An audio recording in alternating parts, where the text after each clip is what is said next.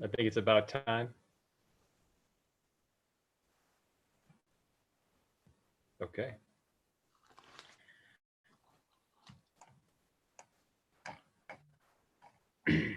Are we ready, Alyssa? Ready. Okay, great. Thanks so much. All right, everybody. Welcome to our special session Zoom webinar. Today's April 30th, and we have a council meeting tonight to discuss specifically some of the COVID-19 issues, certified election results, and to read a letter from Garfield County mining regulations. So with that, Catherine, can you do roll call? Yes. Voorhees, Here. Willman, I'm sorry. I'm now here again. sorry. You start with me normally, so I was ready for that. Okay, let me start again. Willman, Yes. Voorhees, You're muted, Rick.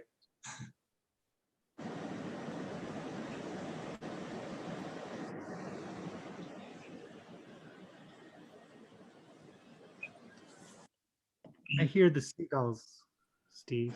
And I'm gonna here. be Somebody muted me. It's going to be a long meeting. I think so. Kaup, Here. Godus, Here. Davis, Yes. Stepp, Yes. Hershey. yeah, All right, I will lead us in the Pledge of Allegiance. I pledge allegiance to the flag of the United States of America and to the republic for which it stands, one nation, under God, indivisible, with liberty and justice for all. All right. First item on tonight's agenda, certified election results.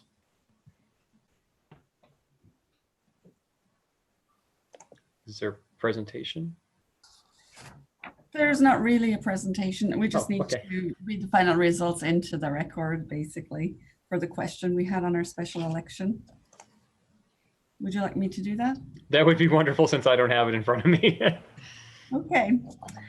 So the ballot issue A was, shall the city of Glenwood Springs be authorized to sell or otherwise convey its interest in 19 acres, formerly known as Glenwood Springs Municipal Operations Center, an access road located at 2307 Wolfson Road. And the votes cast for the yes vote was 1,031, and the no votes was 459. This was the final results. Okay, Do we need to move to accept those or anything? I'd move to accept the results of the special city election. I would second. it's been moved by Charlie, seconded by, I'm not sure who seconded it. Rick or Shelley? Rick. Shelley. Shelley. All those in favor signify by saying aye. I Aye. I, Opposed? Motion carries unanimously. All right, next item on the agenda, COVID-19 updates. And we have 5 items we're discussing tonight. Ride Glenwood, the airport, face coverings, short-term lodging, and 4th of July. So let's just take them one at a time. Ride Glenwood. Is there a presentation at all, or are we just discussing this amongst ourselves? Are we doing any comments or anything ahead of time? no, Okay. Gary Is that Tony? has an option to discuss with you that she's talked with RAFTA about. Good evening, Council. Yes, I did have a long conversation with RAFTA about restarting Ride Glenwood Springs, and they would really like to restart because they've still got their bus staff on, as being paid without, actually running the routes. So what they've been doing for Ride Glenwood Springs is to run one bus every hour and 45 minutes.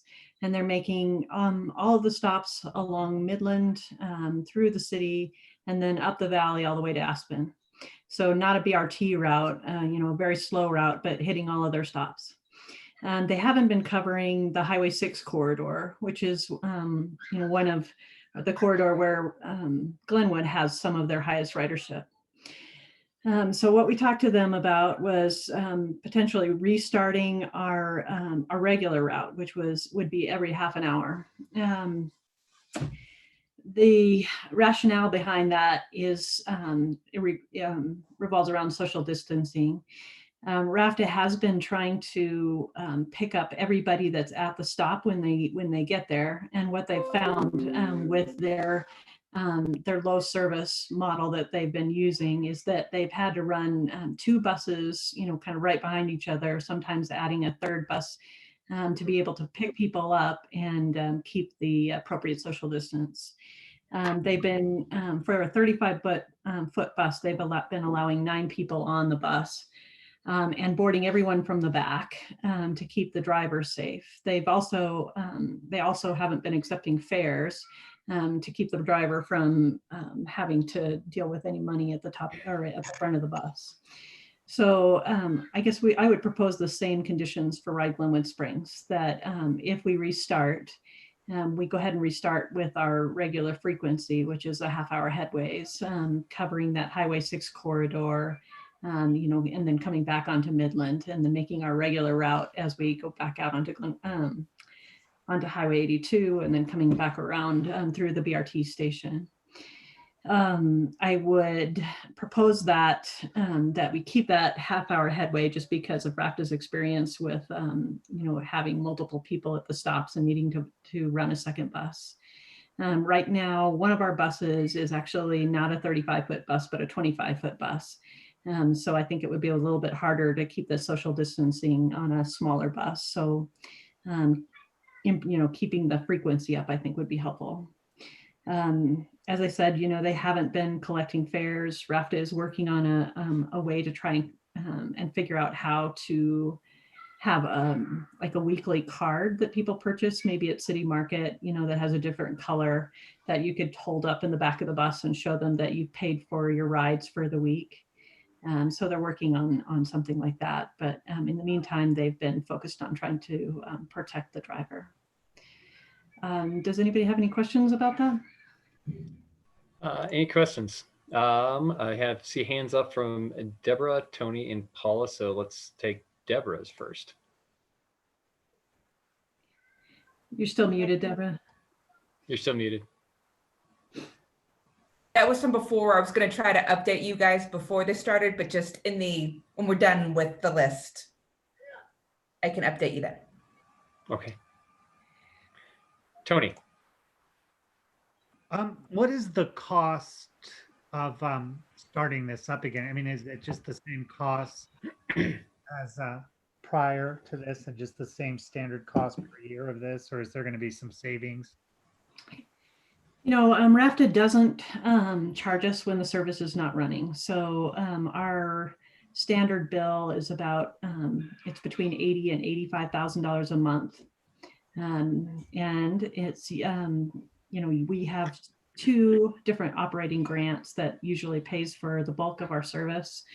And we have found out that there is a federal grant fund that has already stepped up. They're planning already to give the city $217,000 towards our administration or our operation or both. And my understanding is that there will be 4 different tranches from that fund, from the Federal CARES Act. But I mean, the good news is if we wanted to, and we didn't start the bus service, it is $85,000 or, between $80,000 and $85,000 a month savings, as I understand it.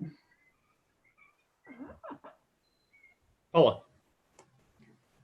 Terry, would you, I'm kind of missed it, but can you clarify the part about bus passes and why we would look at doing a fares? Why would we want to do fares if RAFT is not doing fares right now? I don't think we would. I think we would only go to that bus card system if they do. I feel like right now, everybody's under a lot of stress. And I think the most important thing is probably providing service to that Highway 6 corridor and keeping those drivers safe. So up until the time that RAFTA implements, this card system that they've been talking about, I wouldn't propose collecting fares on our buses either. And do we have, does the city have feedback on people asking when the bus service is going to restart? I personally haven't received feedback on that. Okay. Deborah, have you heard anything? I have heard very, very little, but I mean, the population that would be most impacted by this is the population you are least likely to ever hear from. Okay. All right, Shelley. My question is basically, it was the same as Paula's, but I do have one other clarification, Terry. When you were talking about RAFTA implementing like a card system, would that be just for Ride Glenwood Springs, or would that be for all of the RAFTA and Ride Glenwood? I would think it would be all for all of us, for RAFTA and Ride Glenwood. Okay. Right now we have kind of a weird system where they have, we have $1 a ride and they have a different fare system. But I think in this time we need to go to the same system. Okay, thanks.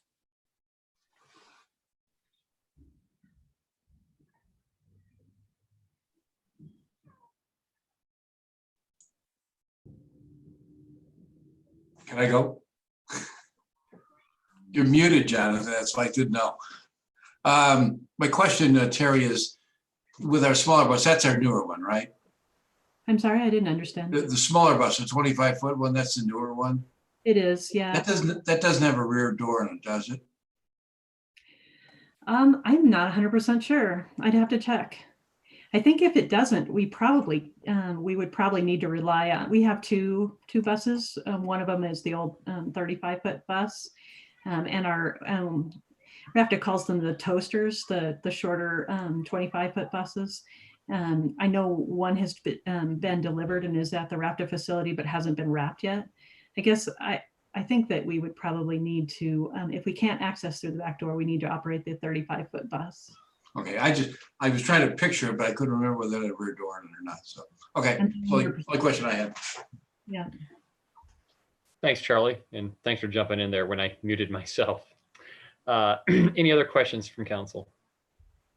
So I think tonight we don't, legally, we're not required to take public comment. I would still like to take public comment on these issues. However, I would like to do it a little bit differently, just technology. I think we have a lot of interested parties, and maybe do a rough pass over with city council to see what our actual comments are, and then turn it over to the public for their public comment. And then, if things change, we'll then come bring it back. And if somebody else has, somebody on council has a different opinion now after hearing the public comment, that will be reflected in the final vote. So if that's okay, it's a little bit different than we're doing, but if everybody could kind of give me a thumbs up or thumbs down, that would help me. Charlie. Yeah, I guess my comment is I think we should restart the bus, and it should be run the same way that RAFTA runs its buses, with the social distancing and the things that are protecting the driver and all the stuff, because we don't want these drivers so they come on our buses and be exposed to people. And that would include the face mask covering until RAFTA changes its rules, subject to our restrictions on RAFTA that we put in a few weeks ago. All right, thank you. Tony. I think we just found $1 million and $1,020,000. It's great. I love how government thinks, well, we're going to spend $1 million, but if we do it, we get a grant for $140,000. Well, oh, great. So we're going to save $900,000. I'm not spending 100 cents with this economic climate. I don't think that this bus service has been particularly missed. I was telling someone today that I think I've ridden it once. It's certainly convenient, but we have other means of transportation, and RAFTA runs certainly a large number of buses through this community. My answer is no. Okay, Shelley. You're muted, Shelley. I was going to propose a motion that we authorize Terry Parch to proceed in negotiating with RAFTA to restart the Ride Glenwood service based on, all the protocols, safety protocols that RAFTA has in place on their services right now. I'll second. Moved by Shelley and seconded by Charlie. Further conversation, Paula. Clarification one more time. Tony just mentioned that we'd be spending $1 million. Terry, did you not say that most of our operating expenses are covered by the grants? Yes, that's true. We have several grants that cover our usual operating expenses. Plus, I do believe that we've got some overlap. I was just communicating with Dan Blankenship about how it works. He said you can't double dip between the two sources, but it's either a CDOT source or it's a federal source. But the federal source, we can use for operating and administration. I do feel like we have a little bit to figure out how the federal source is going to overlap, but I feel like we can cover our expenses. And Steve Boyd and I were just talking about this earlier. If we feel like there's going to be a lapse, and that, we won't have enough sales tax revenue to cover, our operating expenses with RAFTA, there doesn't seem to be a contract penalty with discontinuing service. I mean, we wouldn't want to. I do think it's valuable, especially to those residents that use it along the Highway 6 corridor. But there is an option to not do it if it looks like we won't get all of our costs recovered. Thank you. Thanks, Rick.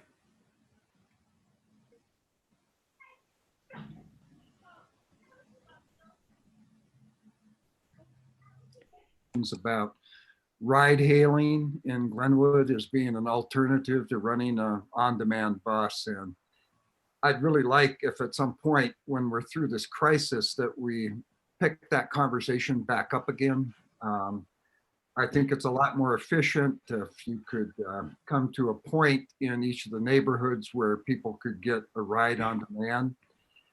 And I guess that brings me to another question I might have, and that is that when we went through our RAFTA discussion about 3 weeks ago, there was talk about the traveler as being sort of a substitute for in-town mobilization for people with not only disabilities, but elderly people and sort of de facto anyone who desired a ride. And I'm not sure if RAFTA's picked that back up again, but it just seems that I'm going to vote to have you do this, Terry, or to ask you to do this rather. But, I'm just thinking about, the future. And there was a great attraction before Tanya left us to really look at that as sort of a model for the future. And I don't want to lose sight of something that's more efficient for people, maybe more convenient and perhaps more cost effective. So thank you.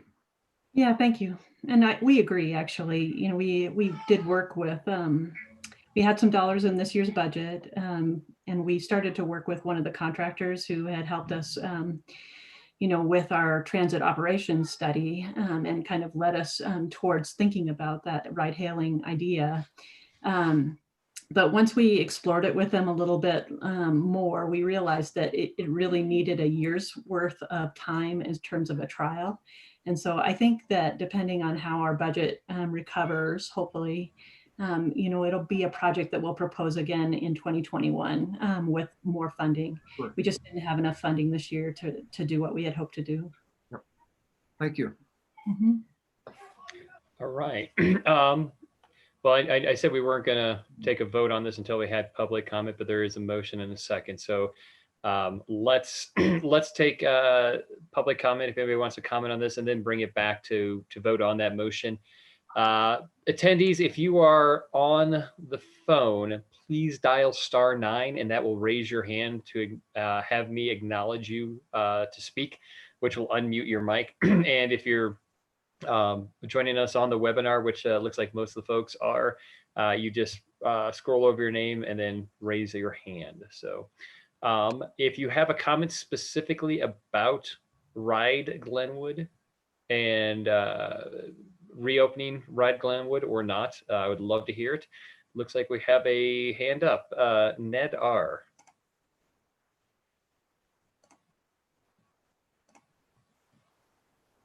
Are you there, Jonathan? I am, yes, sir. Yes, I wanted to mention opening up RAFTA is a wonderful idea. But unfortunately, the corona is going to be continued to be spread by the lack of enforcement by Glenwood Police. I contacted you on the 17th about a house party going on close to where I live. Hey, Ned, I'm sorry, and I appreciate it, but if this is not specific to Ride Glenwood, we're not taking public comment on enforcement or other community actions at this point. And we can take public comment at the next meeting on May 7th. And I don't mean to shut you down, but we want to try to keep it specific to the item that's on the agenda. Well, I think Glenwood Springs and Ride Glenwood Springs or RAFTA, you were very, as I understand, proactive about shutting RAFTA down. Why would it not be important on other issues and not wait another 2 weeks for a company that has 4 people come up from the Denver area? They live together, they carpool together, they don't live together in Denver, but you guys don't want to do anything about it. But when you want to do everything about everything else, wear masks. All right, so it looks like Ned, if you, I just muted you, and again, I don't mean to shut you out, but if you can't keep your comments specific to the item that's on the agenda, we do need to move it along. And May 7th is a week from today, and I would absolutely love to hear those public comments, but not this evening. Does anybody else want to have public comment on specifically Ride Glenwood and the topic that's on the agenda? All right, seeing none, I will bring it back to council for further discussion and or a vote at this point. Paula. Hey, Jonathan, can we make sure that when people have a comment, we know their name and address? Yes, thank you very much for that clarification. I appreciate that. I will. Everybody, when they make a public comment, please give your name and address, and you're limited to 3 minutes. Okay, Charlie. It just quickly, and one thing Ned said, that is that the issue with RAFTA, was a very difficult issue, particularly I spent a lot of time working on that issue, and I think it needs to be known that the only reason they were allowed to reopen is because they had put in appropriate social distancing, and it seems to be working. And that's why I think Shelley's motion and my second was as long as it's under the same terms and conditions where that is taken care of, that social distancing and the safe use of it. This goes to the community that can't otherwise transport around town for basic functions. Gotcha. All right, Rick. Well, I was one of the vocal people about the Petri dish that the buses represent. And so I'm just wondering, for sake of discussion, is there a time at which the city council would decide not to run West Glenwood? It's not West Glenwood, excuse me, Ride Glenwood, if the vote's affirmative tonight? Is there some checkpoint, or are we going to say, let's just go ahead and let it run until such time that we have a problem? Did the motion include well, I don't think the motion included, it's just reopen it and get back to normal business. I don't know that the motion as currently crafted, and right. Charlie, clarify that for me, but there is no end date, but maybe. I made the motion. Oh, I'm sorry, Shelley. And maybe a friendly amendment that probably goes without saying to say if conditions on the ground change, we'll authorize our emergency management ordinance for Deborah to make those decisions if we need to, or we'll make that decision at the next meeting. I I would do that. I guess, are we doing that with other things that we are opening up as we're working with the county? Because I would do that if we could, decidedly say that any increase in spread or infection were coming from the buses, if we were able to link it to that. If we weren't, then I don't want to specifically target out the buses. So, we're starting transportation back as part of easing up on some of the restrictions and trying to get businesses and people moving again.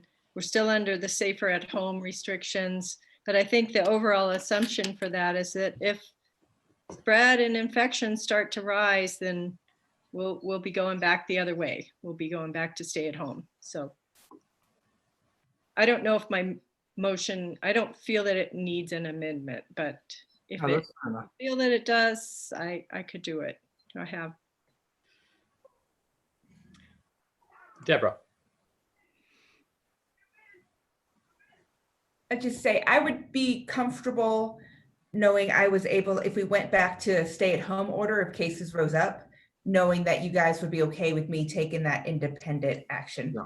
Just as, as the state's opening up stores, it seems like this goes along with that. Right. And the state's going to be tracking it. The county's going to be tracking it. We will know if there's a significant increase. Okay. I'll just jump in. I think you took the action unilaterally to shut it and the airport down, and I think that that's something that this council agreed with you on.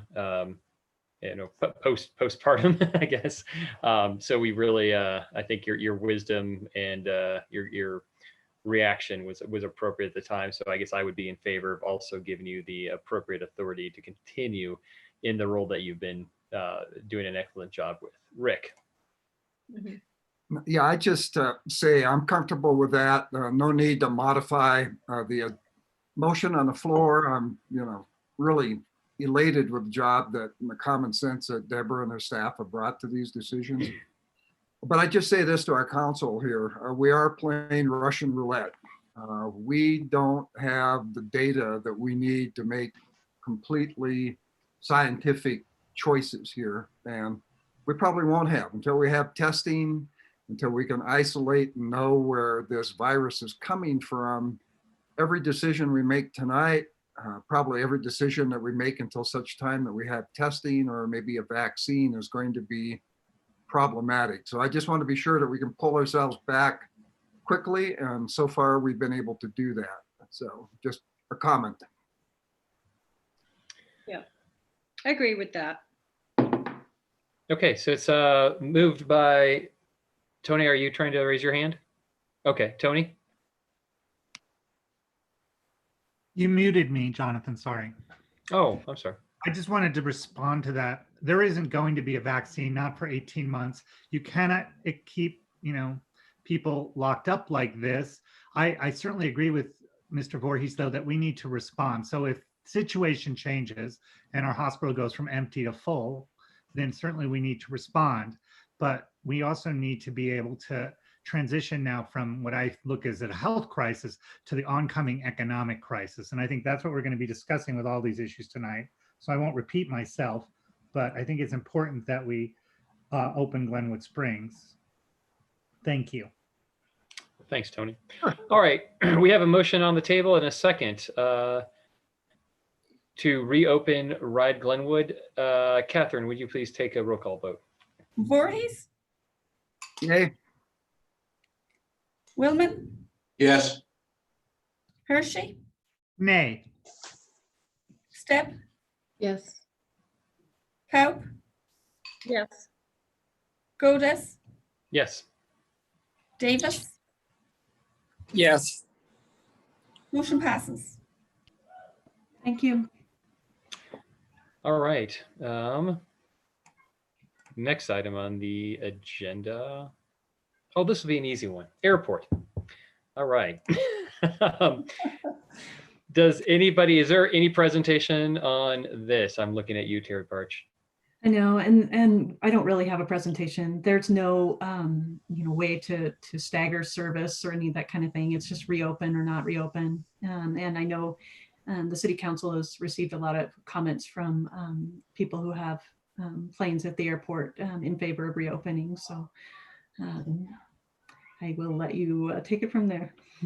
Yeah, I guess I'll kind of just lead out. When that decision was made by our city manager, I think we all felt that at that time, we didn't know what the capacity was for our hospital. And planes don't regularly, but occasionally do have accidents. And also the philosophy of the idea of it's a non-essential city service, much like the rec center or other items. And so I believe she made the correct determination. I think we all believe at that time. I think that we have seen that the capacity of the hospital has stabilized, and we're feeling better about that as a community. So I think now is the appropriate time to re-examine this. And again, I will take council comments, and if we could hold our motions until after we've heard from the public, but I would love to hear council comments about what they think about this initially. So I see Tony's hand up. So Tony. Sorry, I forgot to mute. I spoke with Carl about this, as you know, a little bit pre-meeting, and I had some concerns about the governor's order, which poorly worded appears to say that Coloradans, while they're allowed, they should limit essential things within their own county, essential errands, and they should not recreate beyond 10 miles. But as Mr. Hanlon, I think, can fill you in, the head of CDPHE said that that was advisory. So my concern would be that I wouldn't want pilots who are not flying essentially, but like sort of your weekend pilot in his little plane to like drive out more than 10 miles to the airport and then clearly fly more than 10 miles for the recreation. But if that's just an advisory thing, then I guess it would be okay. But if that is what the governor is advising, and it's clearly, if you read his safer at home order, it's clearly 10 miles to recreate. If it's a recommendation or it's a strong recommendation, if we open the airport, you're going to have people recreating and flying in and out. And I thought that's why it was closed. I know that Mr. Godis has gotten a lot of, or the mayor's gotten a lot of feedback from pilots who are upset. I see no reason to open it, though, if we're going to create the same sort of issues that are going to violate not a local restriction, but the governor's restrictions on sort of this recreational flying. Thank you. Thanks, Tony. Rick. Well, I think that there's a legitimate business use of the airport. And I think that we do need to fall in line with the governor's recommendations and the county's recommendations in any decision that we make. I was sort of amused by one bit of communication from a flight instructor who wanted the airport open. And I said to myself, if it's a two-seater airplane, how can you pursue that as a business and still have social distancing? I mean, we're talking fairly small aircraft here. And I think we do have to honor the 6-foot recommendation. I would think that a legitimate business use, as we heard from one party, needing to fly to different locations, assuming that those locations are open and that the person flying the plane is by himself or with somebody in his immediate family. But I would hope that wherever they're going, of course, that they could land. And I hear that we're in the minority among Colorado airports in not opening. But I think that if we do permit flights out of there, that probably shouldn't be for recreation. I don't know how you could get 10 miles out and then turn around and call it a day. I mean, it seemed like it'd be a fairly quick day, but I would be sympathetic to any discussion about business use for a pilot that is a resident of our town and that has a plane there. And I don't mean to put too many handicaps on this, but that's just some of my thinking right now. Thank you, Rick. Paula, excuse me.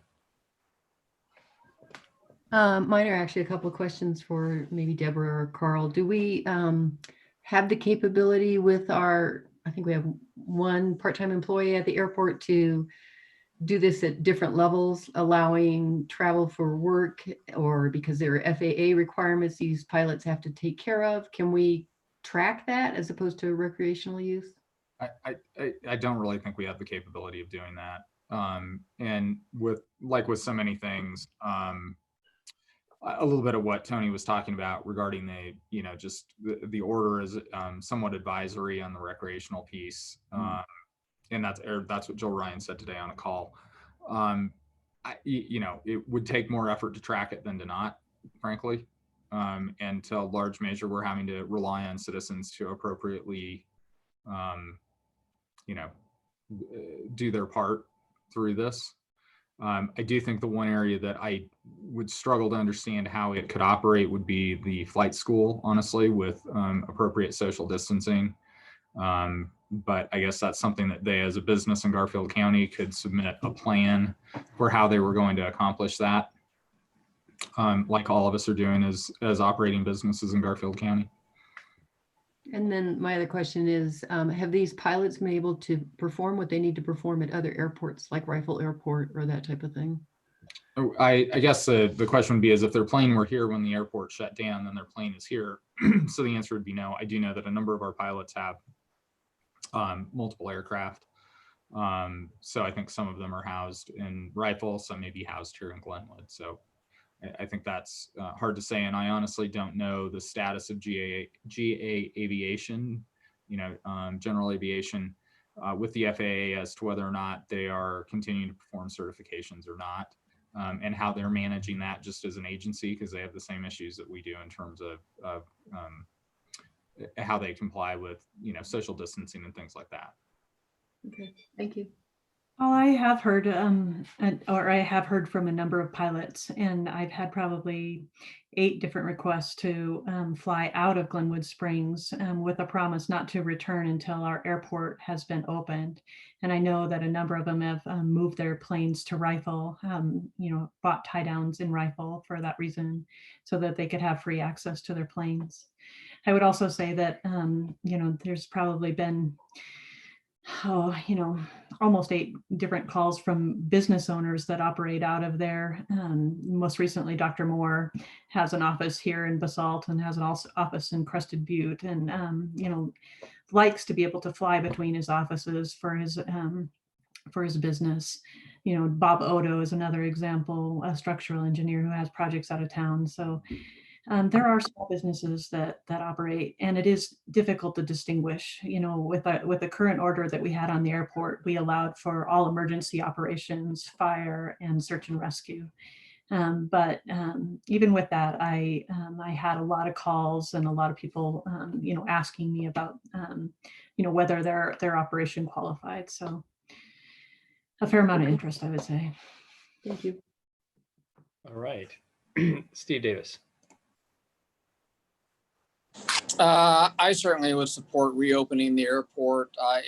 It serves an important function for a lot of people. I think that the thought that we would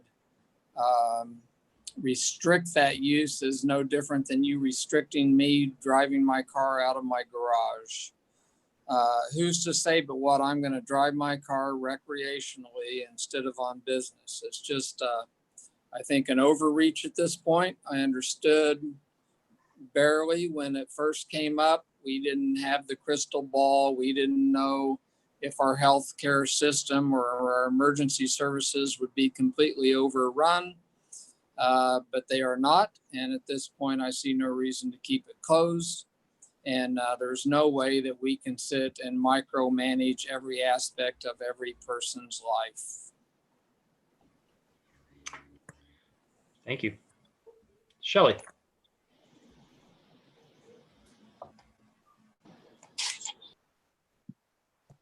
I agree with a lot of the points that Steve just made. I feel like I also look at it from a risk standpoint. I don't see a real high risk to the community at this point of allowing these vehicles to operate, allowing the airport to open back up.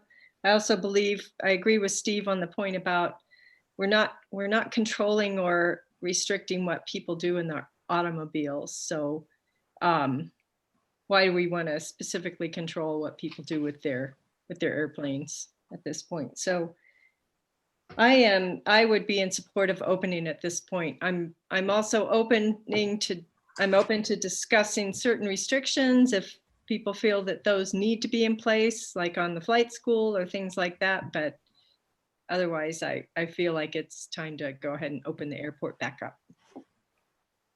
Deborah. As similar to kind of Ride Glenwood Springs, like if you guys want to go ahead and open the airport, like if we have a horrible spike and things start going down, you know, we can close the airport again.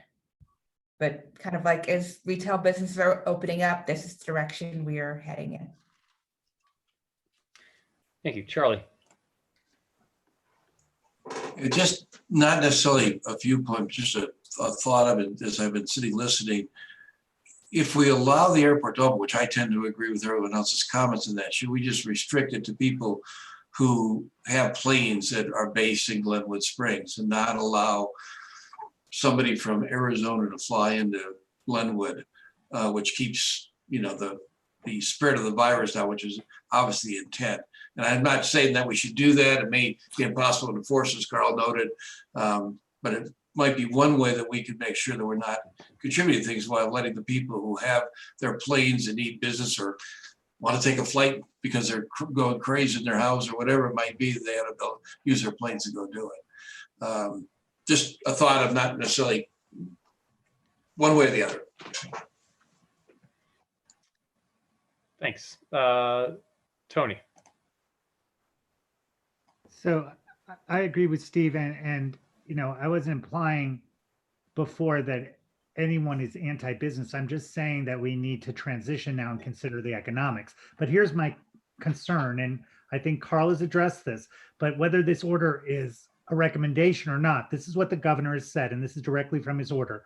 Essential travel to within their county of residence or employment as much as possible, and excuse me, limit essential travel, and recreational travel to no further than 10 miles from their residence. Now, as much as possible is in the middle of that sentence, and it doesn't make as much sense. So I'm fine with it, but you know, I think we should all endeavor to try to follow the governor's order, and that includes pilots recreating and me, as Steve said, driving wherever I'm going to go.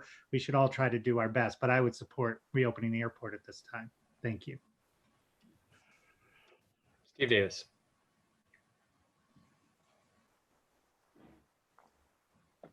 Steve Davis. Sorry, I only heard half of that. Sound like Dave. I was wondering who Dave was. I just wanted to quickly say, Charlie, I appreciate your perspective on that, but this is an uncontrolled airstrip.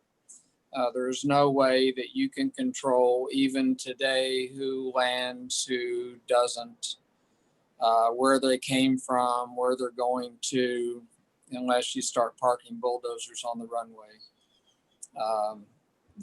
We just cannot micromanage all of this. But let me say quickly that I don't care if you're in your car or your airplane or on a bicycle, you know, we all need to live our lives maintaining that recommended social distance. So, but it has nothing to do with the airport, does it? Thank you. All right, any other comments from council? All right, I will turn it over to public comment. I would just mention that we have a lot of people here. I think a lot of people are interested. But it sounds like you've heard a lot of consensus on this council. So unless you want to make a comment that is going to bring new or dramatic information to the conversation, we'll take it, but keep that in mind. So with that, Rick.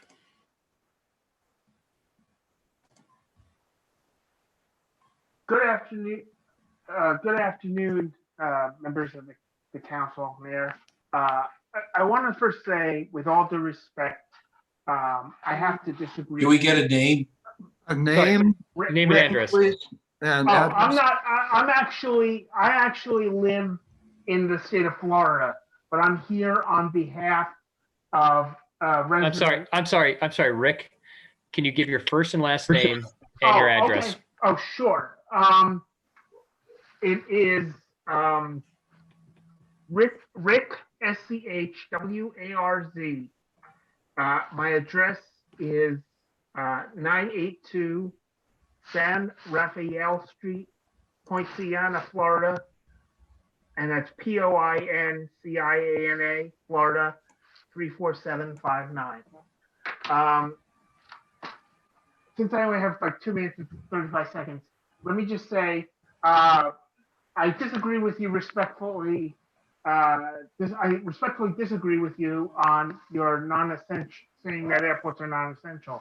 I also want to point out that if Glenwood Springs Airport, as many airports do, receive funding from the Federal Aviation Administration or from the government for airport maintenance, whether it's Denver Airport, whether it's John F. Kennedy Airport or Orlando International, the FAA has specific guidelines that basically says if you receive federal funding, you have to there's certain things you can and cannot do, and one of the things you cannot do is if you take funding, is you cannot say, well, we're going to restrict the airport to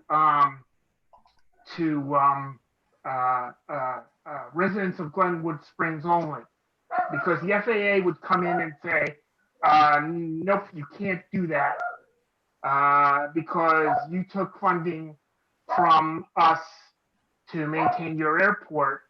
So therefore, you have to let everybody come in.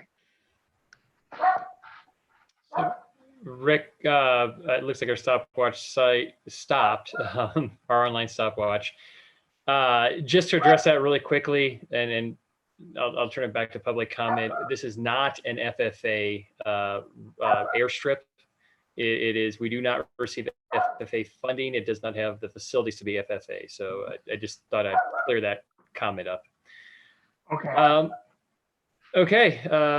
I'm sorry, Rick, did you have anything, last thing you wanted to say? No, I'm done. Thank you very much. Thank you very much. All right, Joel Shoot. Hey guys, Joel Shoot, 111 2nd Street. I just wanted to put it out there. I don't believe we have any federal funding at all. Most of it's through, self-sustained and donations.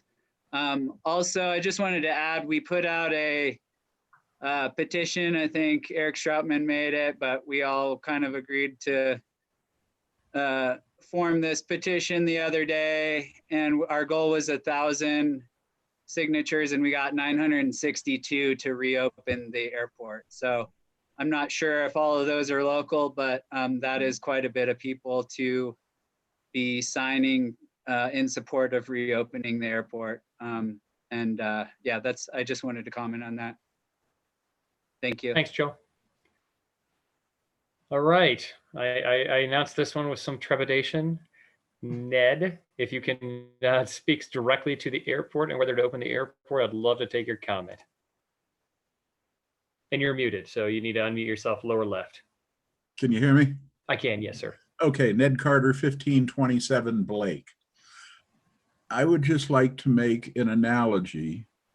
If the Glenwood Springs Airport, it was closed, is to remain closed, then as there is a prohibition on Airbnb, VRBO, there should also be on the residences that are what are effectively man camp houses that. All right, so seeing that that comment was going off in a direction that did not relate to our decision to open up or not the airport, I will, looks like we don't have any other hands up from the public on this. So I'll bring it back to council for a motion. I would move to open the Glenwood Springs Airport without restriction. Second. It's been moved by Tony, seconded by Steve. Further conversation. Charlie. Yeah, I want to respond with Steve and what one of the gentlemen commented on. I was just talking about whether we could or could not restrict. And Steve, your comment that it's an open airport, we can't control who lands and doesn't land is well taken. And I'm going to support the motion. Thanks. Rick. Yeah, I'm going to support the motion too. I would say that we can't be everywhere. We can't, use the word police the world. I am concerned about private businesses flying strangers around in a closed space. And I am concerned about people coming in with the virus, people leaving with the virus. And I know, like all things, we need to sort of step up, and I'm confident that Deborah and her staff would be able to take any necessary sort of precautions, but I'm not completely comfortable leaving it to the decision of people who may be offering flight lessons in closed space. I'm not comfortable with people bringing in people from other places. So that's just a comment. Thank you. And Rick, I guess I would tend to agree with you. I would support also opening up the airport at this time. I think that the motion of not implying having any restrictions, I mean, obviously the state has restrictions on social distancing, which is 6 feet, and that's not a, it's not for debate whether that is a recommendation or an order. That is a legal order. So I guess I would look to our airport manager. I know she's not out there full time, but she's out there quite a bit, probably more than she gets paid. But I would look for her to give us some feedback and maybe make an amendment to the motion, just to have it set out there that no flights more than one person, because I don't know in our airport how, if there are planes, and I would be, if somebody wants to weigh in from the public, if there are planes that are landing at our airport where you can maintain a consistent 6 foot of social distance, I would be, I'd like to be educated on that, but you know, just a, yes. I think really, I think it's unnecessary to do that because currently underneath the Garfield County rules, if you're going to be operating a business, and that would certainly apply to a flight school, or if you're a charter air service that operates out of Glenwood Springs, you would have to file with Garfield County a plan as to how you're going to maintain that social distance and make sure people are safe at your business. So I don't see any real necessity to do what you're suggesting, nor really any way for us to manage or keep track of that, other than to say they need to comply with Garfield County regulations. Okay. I'm good with that. Fair enough. I'm good with that as well. Charlie. Just a quick question. Tony, I assume by your motion you meant no restrictions in addition to what the governor's restrictions are. Is that correct? Well, obviously, I think, Carl, I can't, unless we petition or something like that, that we can't. I always look at the governor's restrictions as a floor, to use, I think, the correct legal term, Carl, right?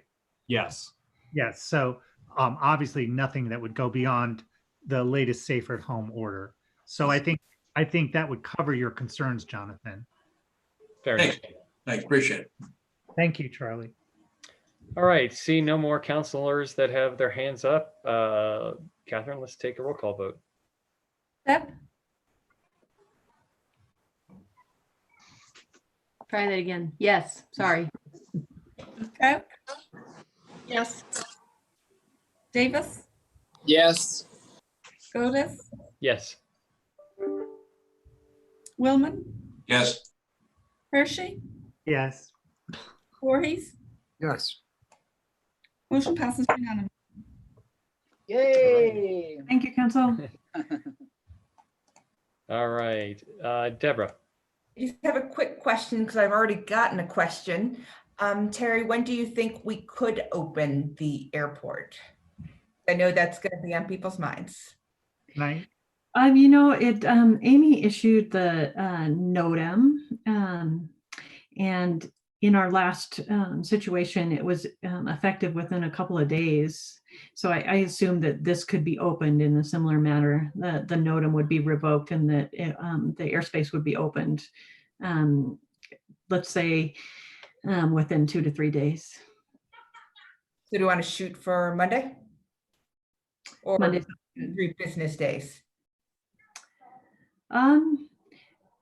Let's shoot for Monday. Yeah, and I will, if there's an issue of any kind, I'll inform you, Deborah, and then you can let the council know. Okay, thank you. Thank you.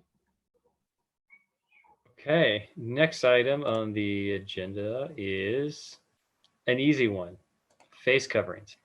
All right, we're going to do this again, similar manner. I think it's actually going pretty well. So we all know what we're talking about. I don't think we need any presentations. Charlie, then Tony, then Paula. My view is that face coverings, despite the many comments I've gotten to the contrary, do serve a purpose. And I think that we should keep mandatory face covering order in place. And I would suggest that that be through our second meeting in May. I think, let me look at the date. I had that up a minute ago and I lost it.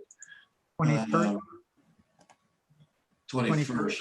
That'll get it close to the 26th, which I understand is the next governor's order. Tony. Was it this weekend, Mr. Mayor, earlier this week when Vice President Mike Pence went to the Mayo Clinic and neglected to wear a mask? And he took a lot of criticism. And I think one of the good criticisms was it doesn't send a very good message when you're trying to tell people. So, I mean, I know we've gotten a lot of comments that Charlie mentioned, and I think Rick mentioned to me before that, you know, some people say it's not necessary. And I think there's some contrary medical advice. But I think one thing it certainly does is it keeps people aware that this is a situation and that we're all trying. I think someone said about Mike Pence that we're all in it together. So I think surprisingly, I'm not going to oppose this. I would prefer to keep it at what the governor has in his order, but I understand that the city of Glenwood, the city of Aspen, now Basalt, I heard of Denver tonight was debating it. The mayor of Denver was debating it, and they're going to have a large fine. I'm really not looking to penalize people though, but I think it's a good idea for the message that it sends. And I've endeavored to do it. I will tell you in my office next week, Charlie, we're going to be at 50% staff, but we're going to wear masks when we're not in our personal office with the door closed. And I think that's a good idea. So I'm not going to oppose this continuance. And I like Charlie's idea of the 21st to look at it again. Thank you. Thank you, Tony. Paula. I also am going to vote to continue it, but I just want to point out that part of this, one of the main reasons is to protect the people who are out there working for us in the community. We have people in grocery stores who have been on the front lines at the very beginning, and we do praise the healthcare workers and they deserve that praise, but we have people in essential services that have put themselves in precarious positions as well and have been affected by this. So I know many people feel like this is their right not to wear a mask, but this is not about them wearing a mask. It's about taking care of other people and taking care of our community. And that's why I support this, is we are taking care of each other here. Thank you, Paula. Shelley.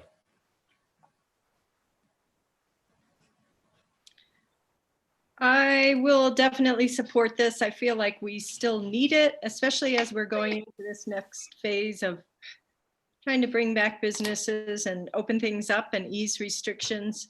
I've received a few comments that are opposed or negative about the face mask or face coverings, but many more comments of thanks and emails and calls of just saying thank you for doing that. People feel safer in their jobs. They feel safer when they go to the grocery store or the hardware store or other places. So I do feel like we could possibly improve or just put a little more messaging out there on how to, you know, what a cloth face covering actually does and does not do, and how to use it properly, and how, you know, to wear it once to the store and then take it off safely, not something to wear and take on and off all day. So I think we could improve our messaging on that, but I'll definitely support keeping this in place. Thanks. Councilor Voorhees. What Shelley said. All right. Steve. Steve Davis, I'm hearing. who's on mute. You don't have to tell me that. I was getting there.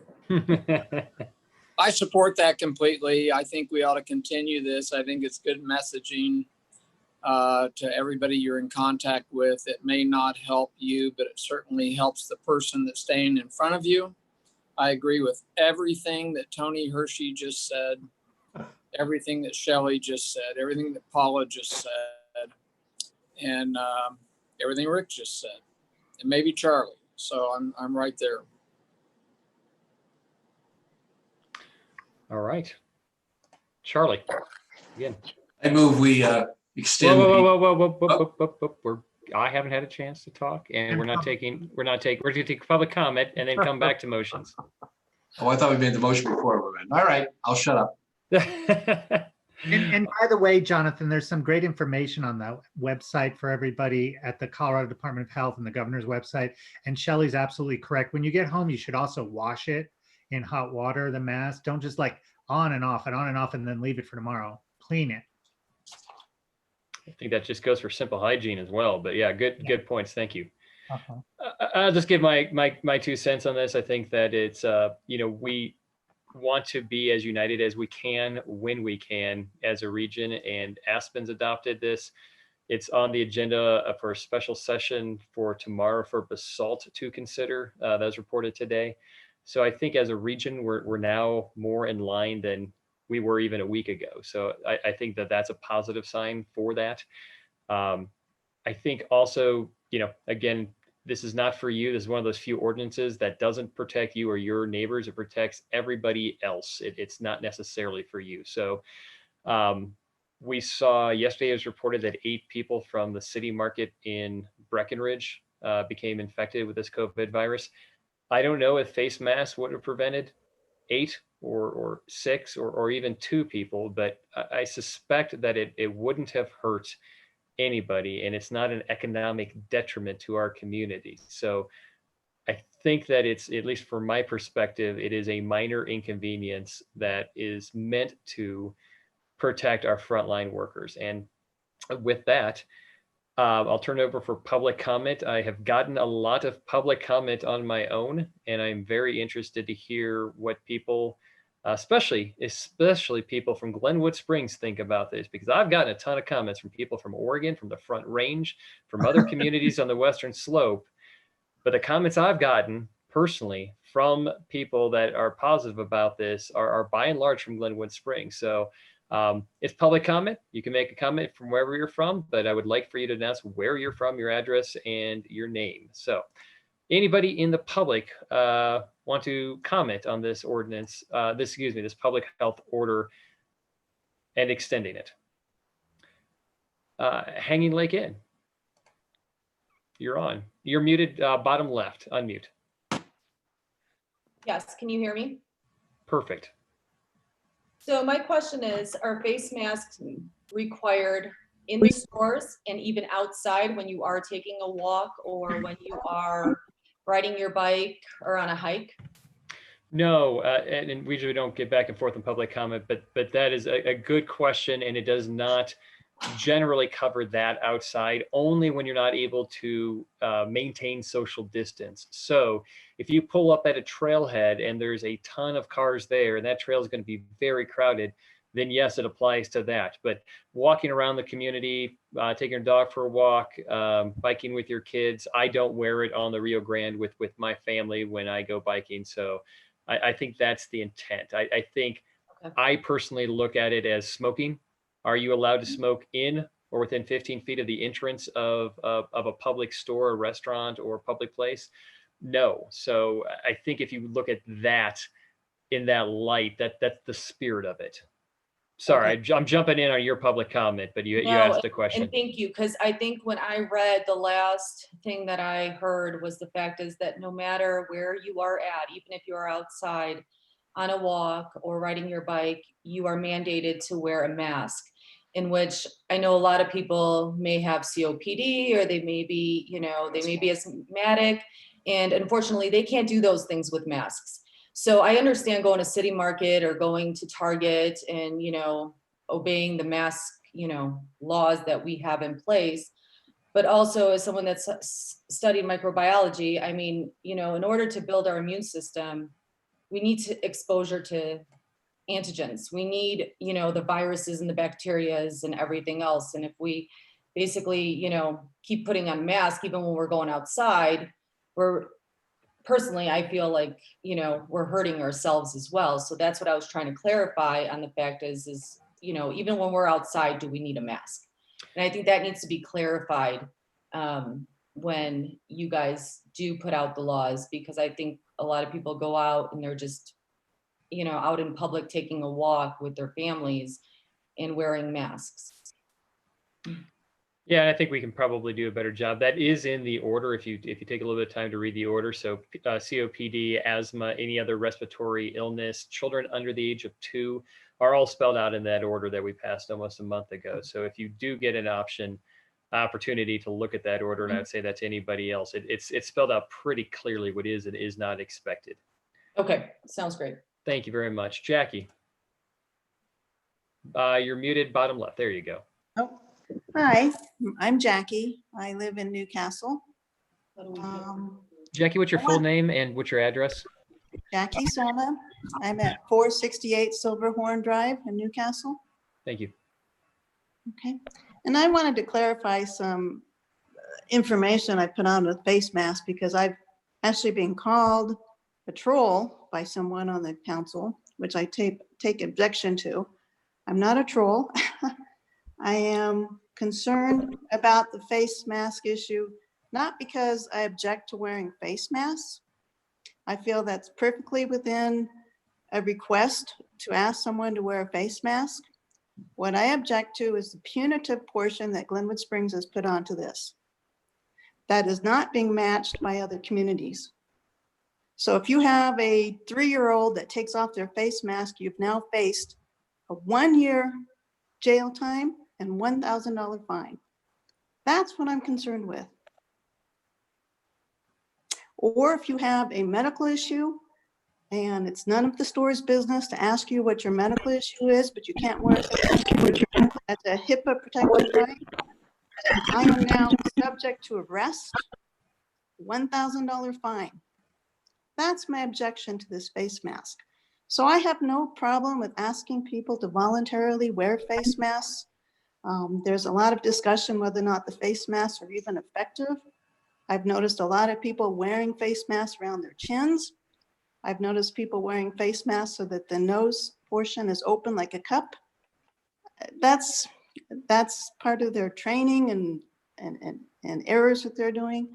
I've also noticed that the rate of positive reports since Glenwood Springs mandated the face mask, the rate of positive reports has actually increased, not decreased.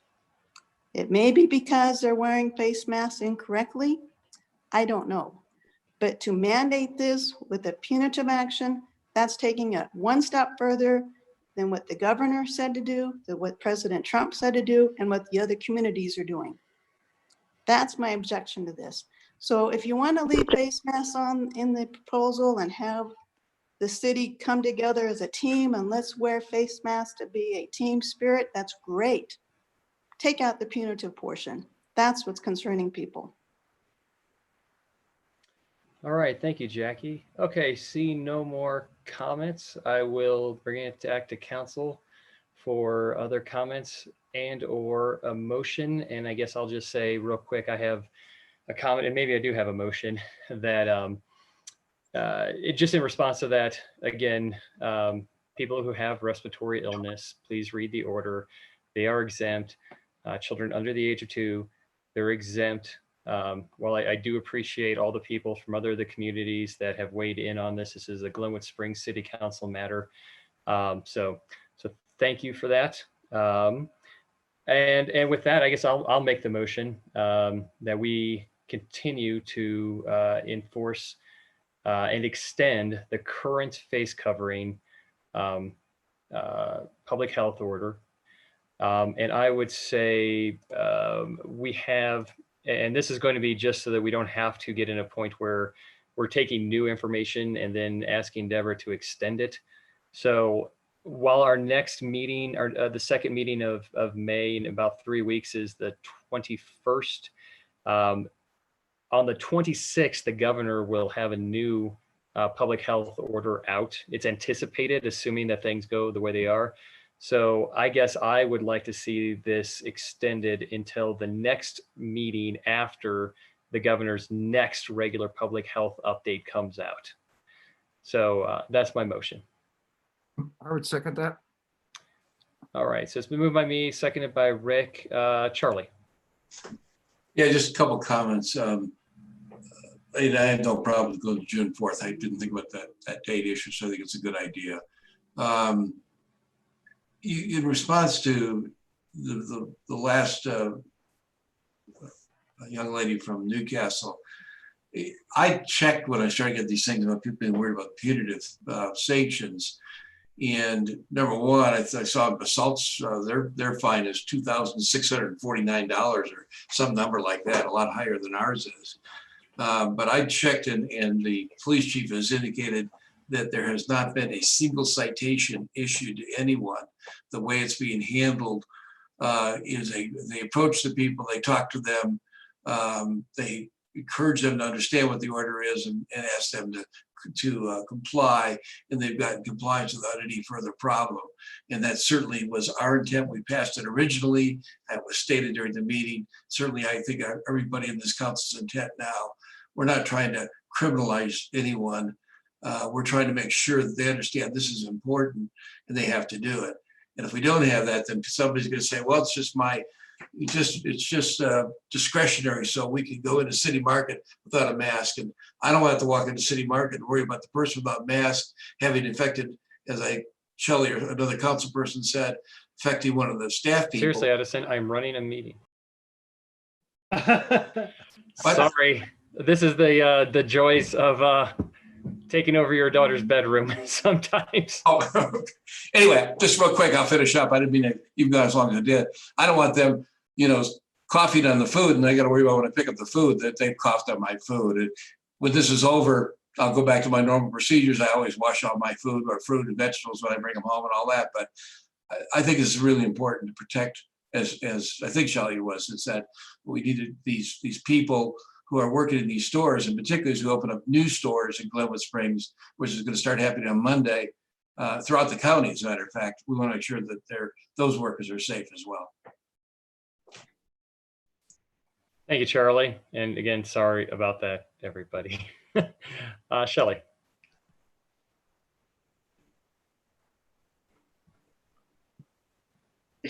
I agree with what Charlie just said, and he actually said some of the things that I was hoping to verify was just that I hope we're not being punitive on this issue, but that it's more, that we educate people, and I trust enough in our police force that they will handle it very respectfully for people. But there was one thing I wanted to clarify, though.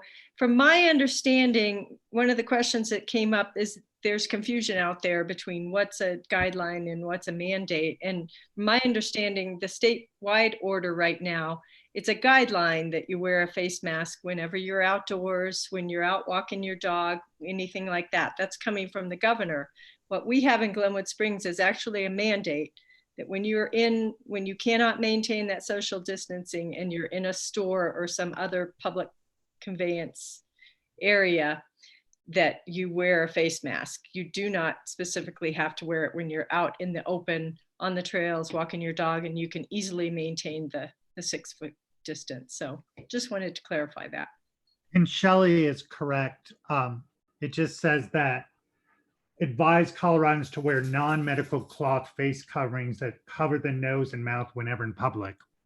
So clearly the governor's language, Shelley says advise, but I think there is some confusion about a lot of the governor's order and what we're doing, but this is a mandate. His Right. is advisory, right? Although he does require, and like if you're working in a restaurant or like a fast food restaurant, if you're working at Lowe's or you're working in a store, you have to wear a face mask. So that's a different thing. Thank you for that. And I would say just because this is meant to be educational, and I think we have seen, everybody has seen, there are exceptions, but I'll just speak from my own experience that when I have gone to City Market or Lowe's or Walmart, I have seen near 100% compliance. So we did not see that before we passed that. And I guess I would say to the other communities that are considering this, that if you would like to see 100% compliance, you're probably never going to see 100%, but that's what I've been seeing lately. So whether we are strong on the enforcement side or stronger on the education side and asking people, I think it gives people and citizens, and yes, our police force, the opportunity to have a conversation to educate. But please don't mistake that with this is voluntary. This is still an order, and we still are able to, yes, give out the fines if we so end up needing to. So that's, I guess, my final comment. If anybody doesn't have anything else, I have a motion. It was seconded by Rick. Further discussion? Catherine, will you call the question? Davis, Yes. Godus, Yes. Kaup, Yes. Depp, Yes. Hershey, Yes. Willman, Yes. Voorhees. Yes. Motion passes unanimously. All right. Okay, next on the agenda is short-term lodging.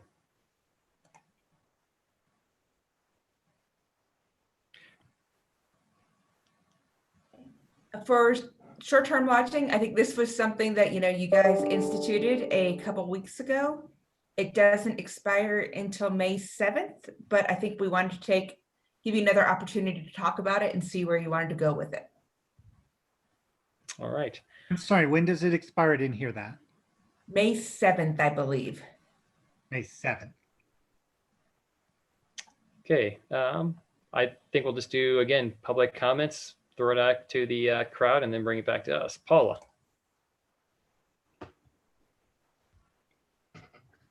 So I have given this some thought, and I still feel at our last meeting, there was a situation brought up where there are people who have had to travel for certain purposes, and I can't really judge why they were having to travel, but there are emergencies out there, and there are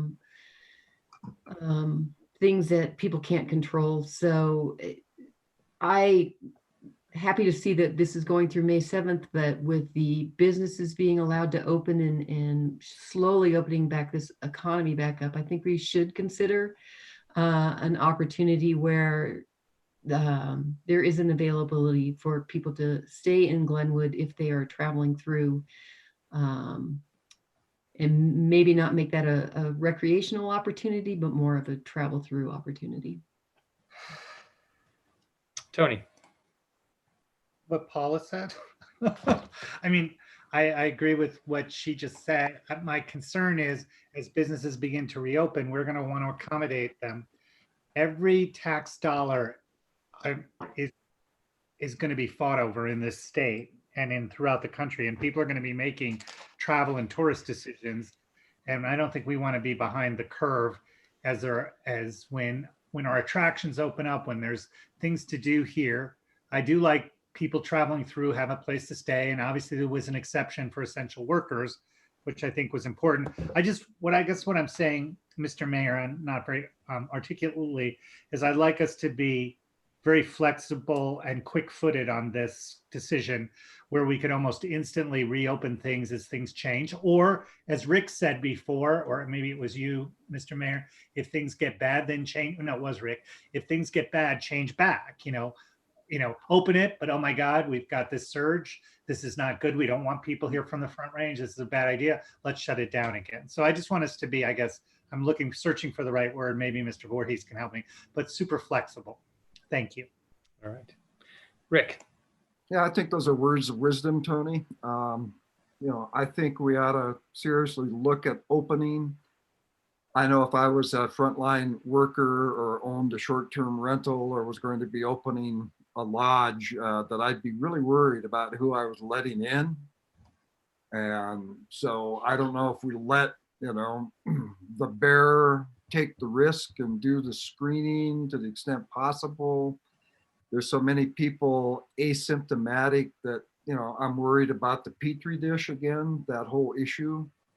But on the other hand, if other businesses are going to open, I'm talking primarily about short-term rentals here. I don't know that I'd necessarily feel really good about people coming here to vacation. And I know that wasn't what Paula was talking about. She was talking about people needing like maybe a temporary one night before they move on.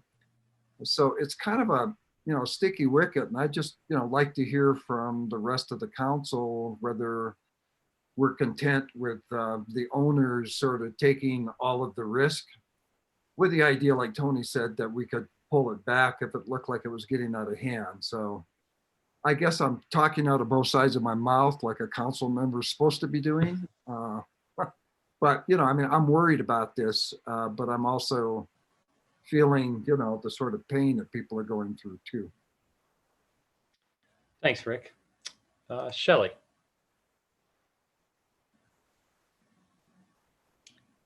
I'm not going to repeat that, but I agree with everything that Paula and Tony and Rick just said. I also feel like I'm really starting to reconsider that we need to open our hotels up. There was an article I think someone forwarded to me about Moab recently passing and looking at opening up, and they had different levels for different size hotels. I think that maybe we could look at a model like that if we want to work towards opening things up. But I also wonder if, we have a restriction in place, and I wonder what purpose it's serving right now when really, in reality, very few people are traveling.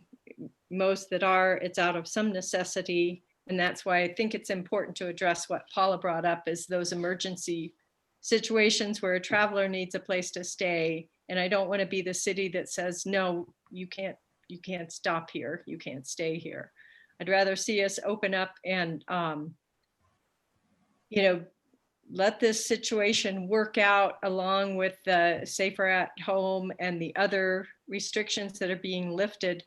Naturally, travel is going to slowly come back, but right now we have a restriction in place, and I think even if it was lifted, we're not going to have very much occupancy in our hotels or short-term rentals right now. Steve Davis. I'd like to take this opportunity to say that I agree with Tony Hershey.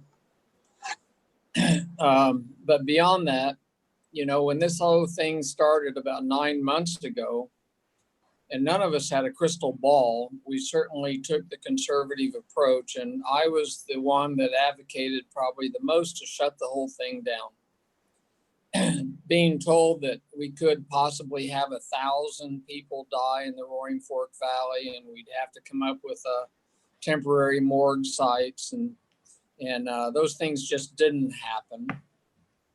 I think in regards specifically to hotel, motel, short-term rental, people are going to come to Glenwood when we have attractions. Right now, we don't have attractions. We don't have restaurants open. There's nothing to do in Glenwood. So I don't see that a lot of people are going to come running to Glenwood to get away. I I don't want to continue to micromanage this community at this point. Our healthcare system is not overwhelmed. I think the governor and the county, Garfield County, has stepped up and have taken a lead role in this. And I think that that's more appropriate than this municipality taking that role. I think we should rely on the governor's orders and the county's orders, and we should step back from the restrictions that we have on short-term rentals. As Paula said, you know, people are traveling through, they need a place to stay. They should get one. And it's going to be up to the hotel owners. There's a business decision to make. You know, you're not going to open, all of our big hotels are not going to open if they can't even expect 20% occupancy. So I think, you know, we should step back, get out of the way, let the county and the governor's office have more control over that. And I guess I would say, you know, thank you for that, Steve. I'll give my comments. I think that, you know, Colorado, as the governor said, is a big, diverse state, and Garfield County is also a big, diverse area as well. So while I think it's good to try to fall in line when we can, you know, I have a little different experience. I talked to two people today that one runs lodging operations of about 80 units, and another one does short-term rentals. And by the way, just as clarification, and I know this slightly contradicts what Carl has suggested in previous meetings, but the governor's orders right now allow for lodging, hotels and motels and other lodging, but it does not allow for vacation rentals, VRBOs, Airbnbs. So that is in the public health order. So we are not talking about vacation rentals or residents. So I think that's important distinction. And so we cannot preempt that as a community, unless the county wants to file a special dispensation to the governor and get that allowed specifically. When I talked to both of these folks, they said they have been getting numerous calls from people out of state that are trying to come into our state to stay at their lodging. So to say that people aren't desired, well, people from, you know, places like Tulsa, Oklahoma don't know that you're not supposed to be not traveling within 10 miles of your residence. So I think it is an issue. I think the hypothetical person who's non-essential, who's traveling through the area and happens to break down in Glenwood Springs, I guess I would say if there's a ton of those people, maybe we suggest they break down in Eagle or Newcastle or Silt, where there's other places. But I don't see a lot of people that are doing non-essential travel. And if they are, then they're not following the governor's orders. And so while I don't think it's our responsibility to try to one up everything that the county or the state does, I think it is like face coverings, which we have done. We took a 7-0 vote tonight to one up and to be more restrictive. I would, on a recommendation from the government and CDPHE. And I think this is also a suggestion that people do not travel within more than 10 miles or outside of their county. So I don't know why we would take the action now to lift that restriction before we get more information from this phase 1 of Safer at Home. I think there's a lot more information, and if we end up overshooting and have 40% social contact instead of the 60 to 70% they're hoping we go down to, I think we'll be putting these things right back on. And I don't like, as a policy, to be tacking left and right quickly. I'd rather be a cargo ship that has a slow and steady course and that doesn't react to every blip. We've had 20 reported new cases, COVID, in the last 8 days. It's one of the largest spikes we've seen. So I don't know what to do with that information. I know that the hospitals are not overrun, so I'm tempered by that. But I do want to be conscientious of the fact that the restaurants are not able to be open right now. The attractions are not able to be open right now, just because the hotels are technically able to be open right now, potentially able to be open right now. I don't know why we would have them open when the governor's orders and recommendations are not basically for us to use them. And specifically, he calls out and says, do not go to the mountains. That is in his order. So that's where I'm at. It looks like I've engendered a few more comments of protest from my fellow counselors, and I'll go with Paula next.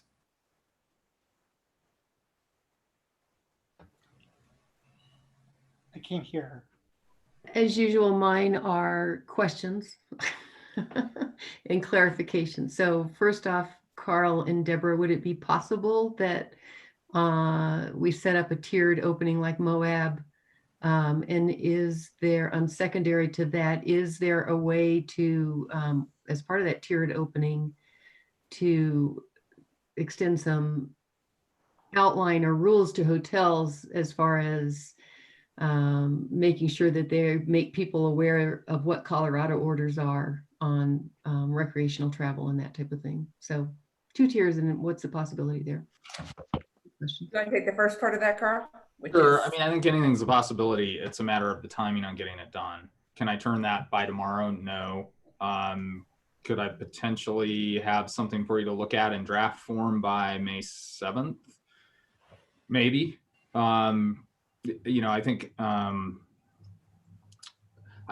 guess I would ask what we're trying to accomplish by that, other than find a middle ground.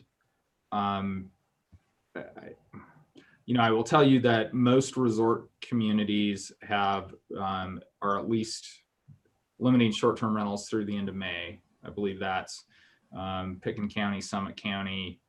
I think Eagle County may be in that boat as well. I know San Miguel and Gunnison County, I think all of those are in that position. So yeah, we can do it. I would just want to understand what we're trying to accomplish with it when I started drafting.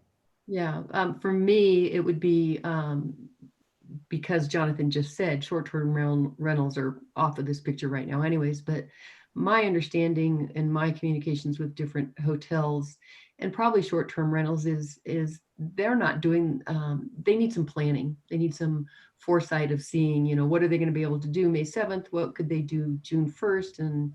And maybe if we had an outline to that, that would help them in their planning. Mm-hmm. But my other concern is, as Jonathan said, if local hotels are getting queries from out of state, I think we really need to be firm on what's possible in Colorado and what you can sign up for. So yeah, and you know, the governor's order does, as to lodging, say it should only be used for emergency purposes and to address local needs, right? Mhm. If it's your permanent residence locally, if it's for a critical or necessary worker, that's different underneath the order than if you're traveling for recreational purposes. So the state preempts all that kind of. Yeah, I mean, it was more guidelines on the state on that, but it was very clear in his executive order in the Public Health Order 2028 that, you know, this is not a go vacation. It is is it necessary for your local community, or on an emergency basis. And I think I would, if I were going to be drafting for this, I think that's what I would focus on, is if you wanted to take those provisions of the governor's current order that are advisory and make those compulsory in Glenwood, would probably be my policy recommendation if I had one on consistency with the state. It's kind of like what we did on the face mask. It's just taking that advisory piece and making it compulsory in our community. Okay, thank you. And I would just say, as you think about how we can protect our community more, understand enforcement is an issue, and everything we layer on, people expect the police department to do. And I don't have more police officers to do it than I did 2 weeks ago. And it's just creating a level of frustration where we're getting constant complaints that we're not doing enough. You guys just have to understand, when you get those complaints, we're, you know, working with people to educate them to get compliance, and we can't do anything more than that. okay. Thanks. Tony, you next. Thank you, Jonathan. And I'm going to respectfully disagree with you. I don't want to be a giant cargo ship. I want to be a fast little speedboat that can maneuver in the river and make changes instantaneously, because this virus has made changes very quickly, and things have been, what Steve was talking about before were some drastic predictions, and we're thankful that hasn't happened, but I don't have a crystal ball either. So I don't want to do any more restrictions than the state of Colorado has done with regards to lodging. And again, this could change very, very quickly. And nobody's saying to Christian at the Hotel Colorado, you have to open up. I want to give him the option to open when he wants to open, when he can open under the laws of the state of Colorado, which obviously he has to follow because that is the floor. I would disagree with the city attorney from a policy standpoint. Masks are one thing. I don't want to make it mandatory. I think it's advisory, but I think we should let our hotels open. We are going to be in competition, guys, with every single resort, not just in Colorado, but in the whole Western region. And people are going to want to travel to recreate. And as the summer progresses, as we get past Memorial Day, if they can't come here, they're going to go to Moab. If they can't go to Moab, they're going to go to Green River. They're going to go to Grand Junction. They're going to stay in Newcastle, Rifle, Basalt, Carbondale. And that's where our tax dollars are going to go. We have to be competitive. And to be competitive, we have to be flexible. And I would leave it in the hands of the business community. I don't know when the hot springs are going to open or when they can open, but the second they open, those bookings are going to come in. People already... Las Vegas is an example, which isn't really a great comparison. Some of those hotels and casinos are taking bookings now in anticipation of the governor of Nevada opening them up, because they know they have to compete not just with their fellow hotels, but with other resorts and other destinations throughout the country. And we've got to be ready. So I want to be able to move instantly, and I want to be moved instantly when the governor makes a decision, and not have additional restrictions that make us less competitive. Thank you. Thanks, Tony. Charlie. Unmute yourself, Charlie. Bottom left. Thank you. I looked at the Public Health Order 20-28, and critical infrastructure includes hotels and places of accommodation, excluding private short-term vacation style rentals, such as those arranged through an online hosting platform, including but not limited to VRBO or Airbud, rented for a period of 30 days or fewer, homeowner rentals, and privately owned residences for rent, except if offered for the use for the public health response. I think that, I agree with Tony. I think we need to be flexible, but I think the governor has already indicated that if things start to go bad, he's not going to wait till May 26th. He's going to jump in and reimpose other restrictions, which would probably include here, and we may have to meet again. But I think we should withdraw this restriction and follow the governor's order and the Public Health Order 20-28. Rick.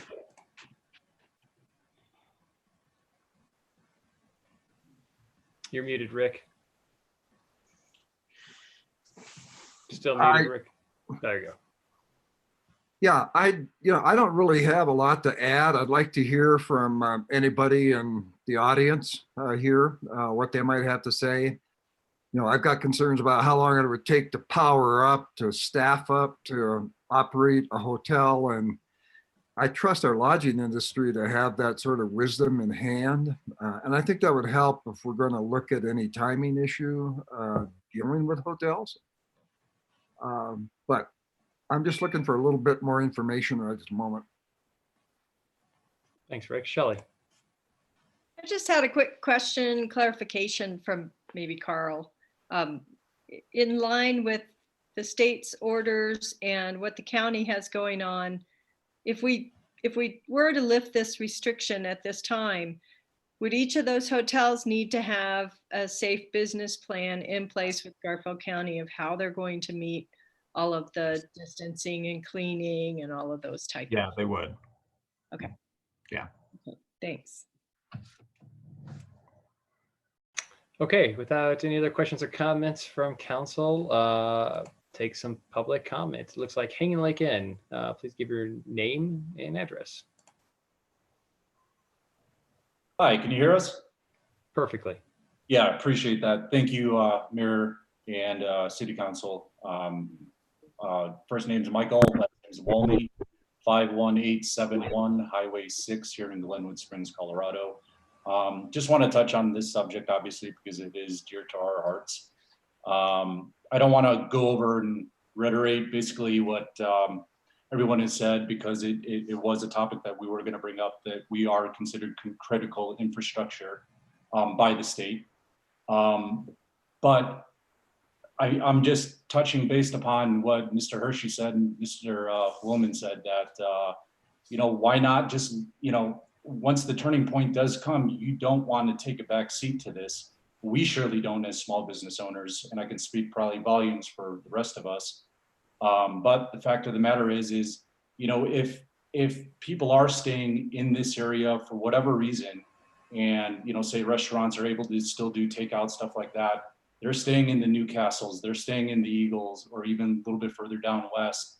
But they're still doing some sort of, I don't want to call it activity, but whether it's work or what have you, we're losing out. We've gotten multiple calls even for people that specifically that are working in this area. I don't know what for, I don't know if it's considered an essential business or not, but nonetheless, we've had to turn down many phone calls just because of the fact is that we were mandated to close because we are within the city limits by the city of Glenwood Springs. So our voice, if it is heard, we would recommend that leave it up to the business owners themselves. If they choose to open, then they open.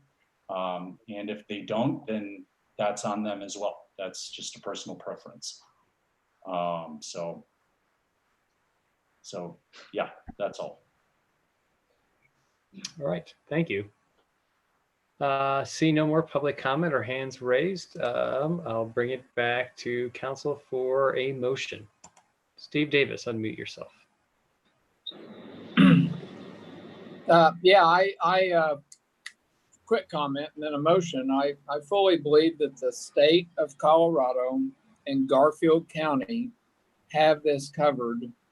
And therefore I would make a motion that the city of Glenwood Springs step back and let them do their job and allow these restrictions to be lifted at this point. Second. It's been moved by Steve, seconded by Tony. And Steve, just for clarification, are you allowing these restrictions to expire naturally on May 7th, or would you like them to be rescinded as of midnight tonight?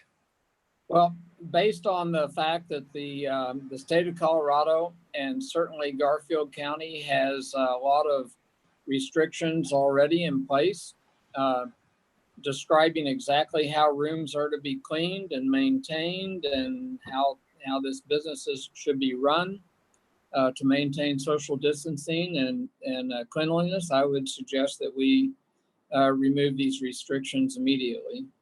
Second again. All right, been moved. Thank you for that clarification. Rick.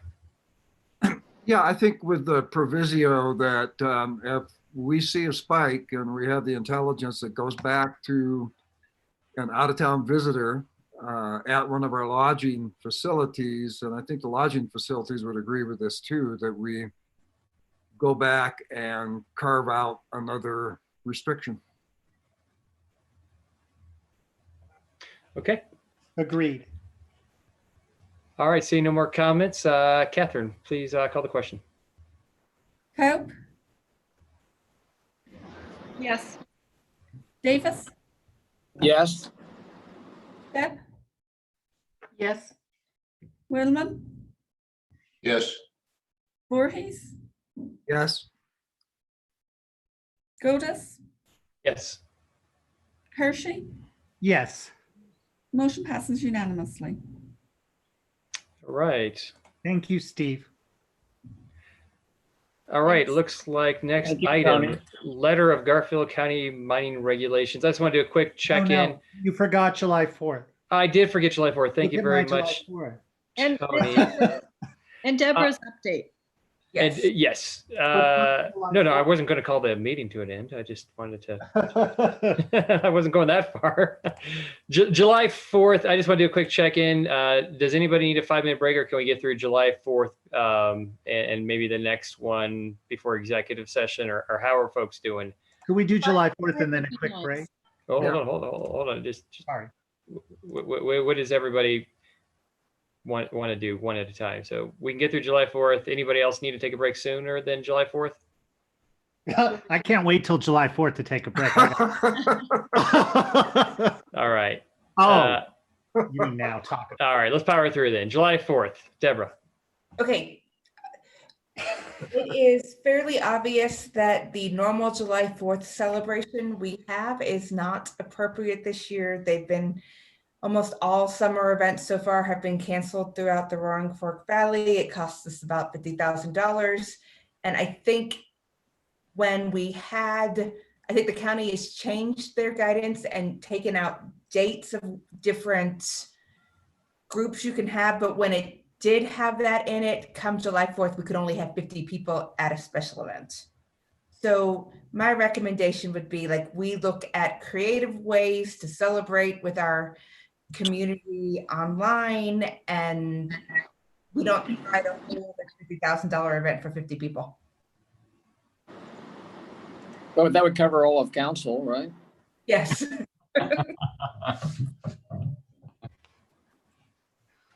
So, I mean, I don't think we'd have much choice, but I want to kind of I wanted to bring up the conversation, make you guys aware of it. I know it's painful. I think it's just where we are, unfortunately. No, I agree. Yeah. Rick, do you agree? Yeah, I certainly do. You know, it's painful. I thought about, well, could we have fireworks and people could be sort of congregated maybe in their homes or together in clumps, but that 50 restriction really doesn't happen until June 29th. And so that's a factor that lays over with everything that we're talking about tonight, and that's the county roadmap. And so my suspicion is people would be sort of raring to go, at least 49 people would be raring to go for the 4th of July, but I don't know how you would possibly manage a throng of people wanting to get the best viewing site for the 4th of July fireworks. And that would be the same if we were to do laser fireworks as well.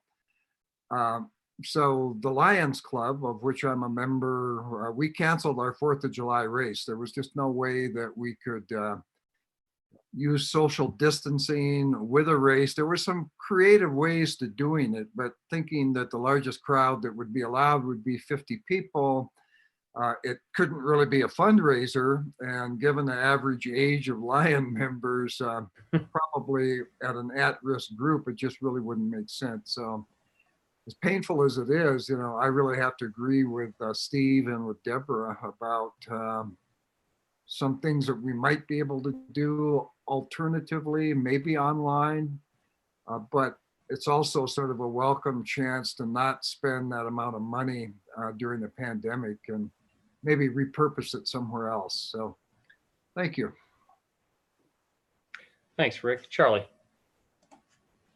Yeah, if we could do fireworks, you know, that would be maybe a different situation, because there are lots of places you could be in town, including my back porch, where you could see the fireworks without being in large groups of people. But given we have no idea what it's going to be like, and we've got to presume it's going to be as it has in the past several years, that to be a danger, I think we have to not have this.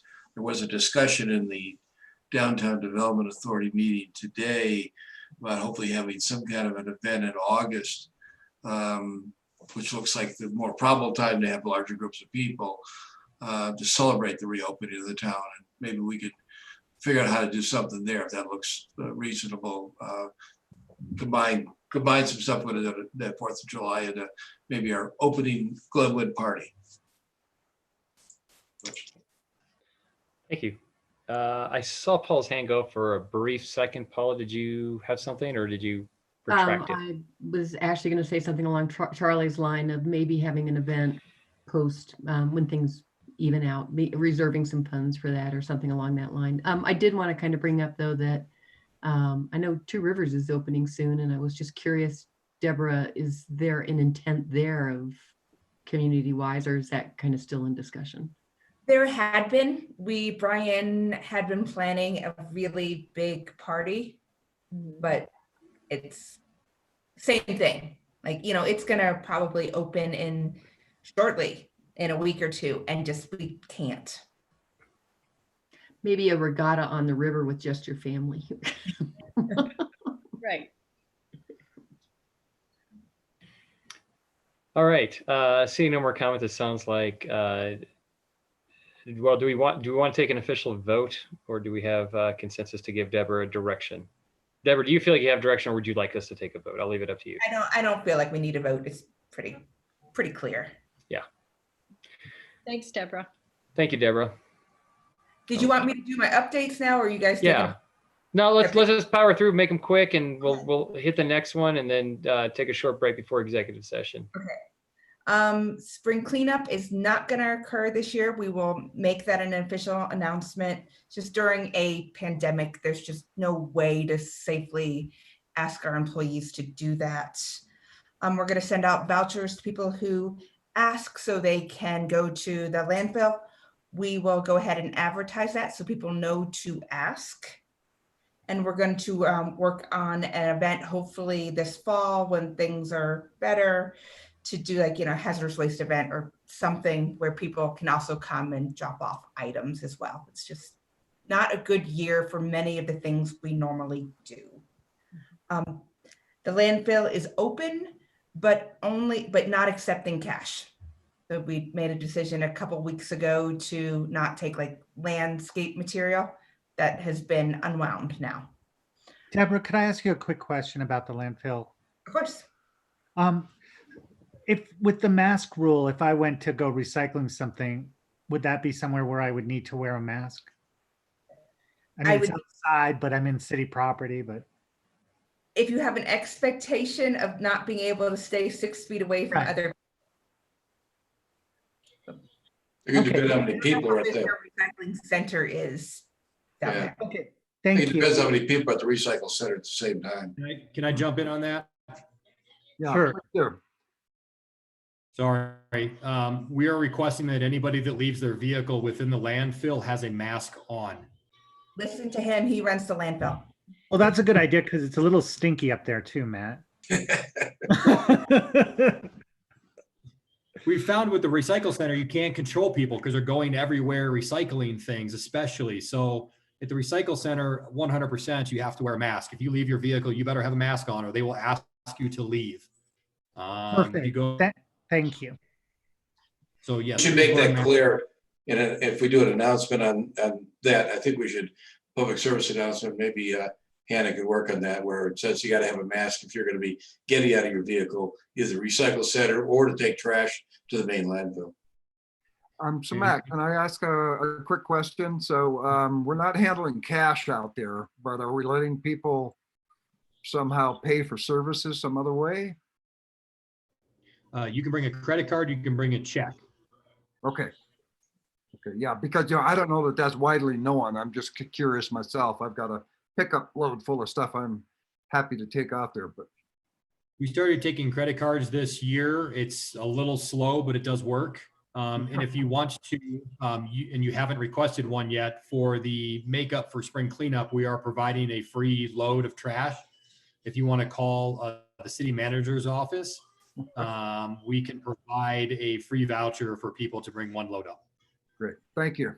Is there a time limit to use that voucher?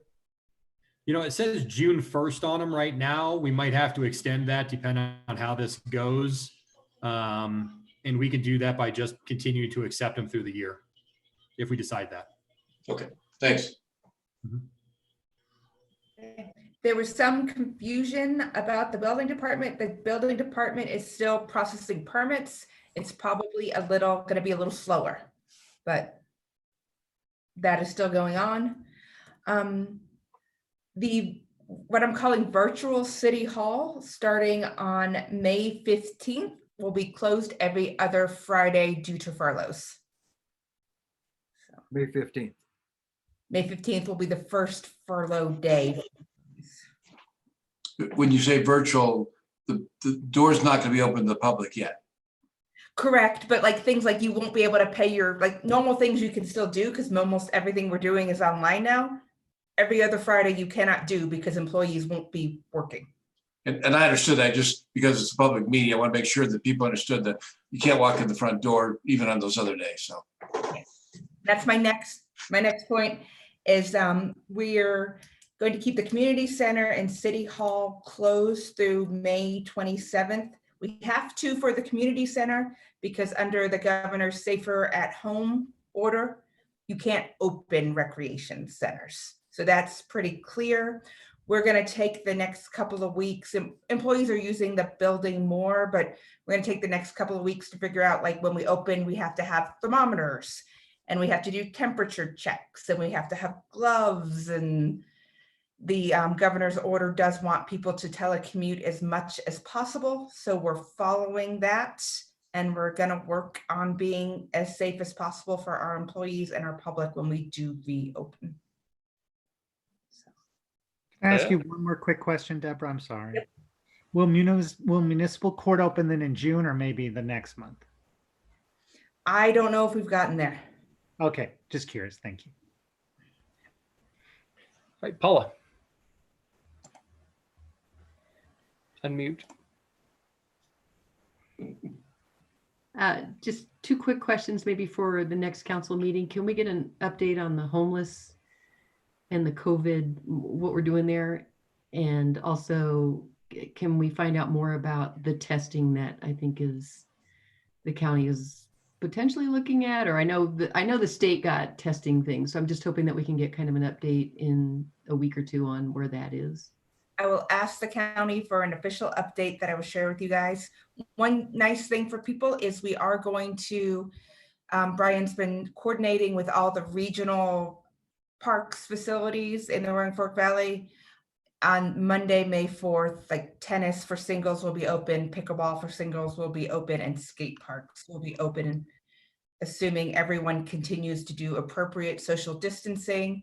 You know, if we get into a case where we're finding 30 kids, 40 kids all together on a skate park, that will have to change, obviously. But And does that include basketball courts as well, Deborah? Or no, playgrounds? Okay. contact sports. So tennis, pickleball, and skate parks. But a kid couldn't go out and just shoot hoops by themselves? I think they have, but I don't know if Brian's on here. Let me ask him officially before I give you the wrong answer. I just had a question from a member of the public about that specifically, and it was specific about just shooting hoops by themselves. Hard to regulate. So basketball courts throughout the Roaring Fork Valley will not be open on Monday. Okay. Also, I just wanted to put out there, since we're on the topic, I saw it myself, and then just before we got on the meeting, got a text from another citizen about large groups of regular kids congregating at the Wave Park. I saw about 15 kids, and I don't know how they weren't exactly hugging, but they were close enough. They all could have been doing a group hug, and that parking lot was completely jam packed, and there was cars on the street. So just for your information, I already passed that along to you, but if other people see things like that happening, I'm just a little scared that people have heard this safer at home and are going, hey, we're all good now, and we want to take this from 80% to 65, not overshoot it by 45. And I just want people to not get the wrong idea. I think you're absolutely correct. I think it is confusing for people. I think, once again, it's hard when it comes to enforcement, like something like that. If it continues to happen, the police department will go check and talk to people. But if it continues to happen, the only way to really stop it would be to shut it down.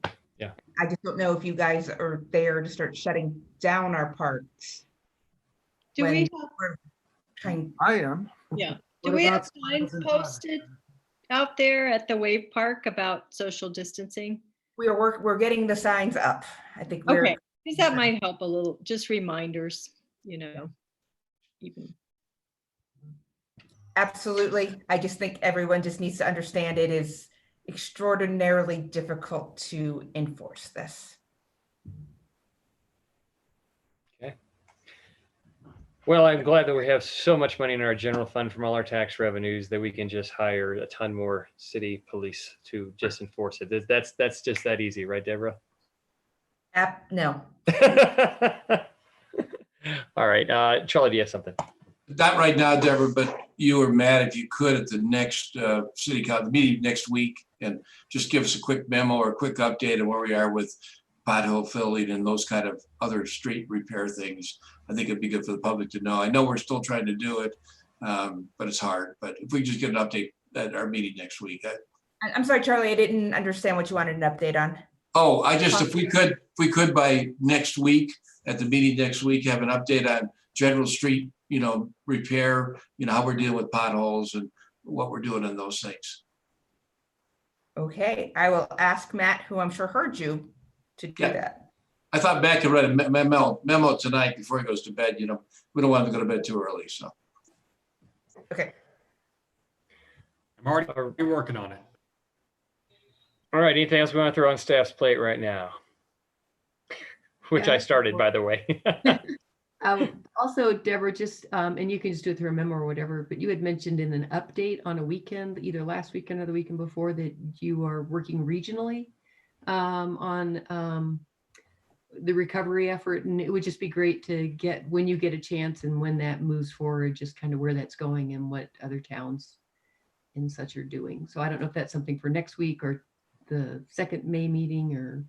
I think we could give you we're planning an economic resiliency meeting at the next meeting, so it's going to be focused on, I don't think there'll be a lot to share, but I could share then what we've been doing. Okay, thanks. All right, anybody else? Okay, Deborah, anything else? Nope, I'm good. Okay, next item, letter on Garfield County mining regulations. All right. So what you have in front of you is a draft comment letter that we'd like to have go in over the mayor's signature on some of the various sections of the 1041 regs that the Garfield County is considering regarding mining operations. By and large, they look great. We really appreciate the work they've done on them.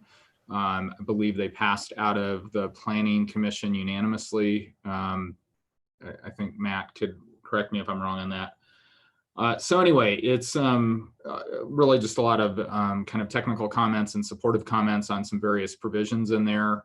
This goes in front of the county commissioners next week, so we'd like to get a comment letter in now. So that's really it. I know you got it a little bit late, but we obviously there's been a number of things going on. We were just trying to work through it and get that into the packet. So with that, I can answer questions. I will confess that the office did most of the drafting rather than me directly, but I'll try to answer questions to the best of my ability. Charlie. Yeah, I had a chance to read through this afternoon. I think it's well done, and I think the comments, as well as I understand this, I'm certainly not an expert in this area at all, but I think it's well done. I think we should send it. Do we need a motion for that? I would appreciate it, yeah. I so move. I'll second. Moved by Rick, seconded by Paula. Any other comments? All right. All in favor? Aye. Aye. Any opposed? No. All right, motion carries unanimous. All right. We are now going into executive session. So Yeah, for our a motion, and then we'll be able to switch meetings over. Okay, I'm and just prepared to make a motion. that'd be great. Just for our attendees that are there, you are going to be dropping off here as this is an executive session. So thank you very much for participating. Tony, if you want to read us in, that'd be awesome. Appreciate it. I, Tony Hershey, move to go into executive session to conduct a conference with the city manager and city attorney for the purpose of discussing the city's purchase, acquisition, lease, transfer, sale of real property, determining positions relative to matters that may be subject to negotiations, developing strategy for negotiations, and instructing negotiators, and to conduct a conference with the city attorney to receive legal advice in accordance with CRS 246402 4A, B, and E related to South Midland, the MOC, and RMR. Is there a second? I second. All right, it's moved by Tony, seconded by Paula. Just because of the weird technology piece that we have for the public, can I also ask that that motion include and that the regular meeting will be adjourned at the conclusion of the executive session, so people don't think they have to come back to the regular meeting in the public? I would include that in my motion that I memorized, Carl, but now you added something else. But I'm good at improvising, having done theater in high school. I will add to my motion that the meeting will conclude automatically at the conclusion of the executive session, and we will adjourn until next week, May 7th. And is that good with our second? Yes, it's good with me. All right. All right. Let's clear the room. You need to vote on it. Oh, all in favor? Aye. Aye. Any opposed? Motion carries unanimously. All right, let's clear the room. Jeez. Okay. Clear the room. I know, right? Awesome. It's April 30th, 2020, and the time is 8:21 p.m. Switching to another meeting, Deborah. Yeah, I think we're switching to another meeting. Oh, okay. So we will get another link. A 5 to 7 minute break because a lot of hands are waving, and then you're And going. don't forget to send me a link at my office. Yeah. Yeah. Catherine, did you do that? Yeah. They're going to send out a link to everybody. Yeah, just make sure it goes to my office. Oh, yeah. Thank you, Catherine. So let's reconvene at 8:27 for the executive session with the new link that will be sent to your email. All right. Thanks, guys. Thank you. Thanks.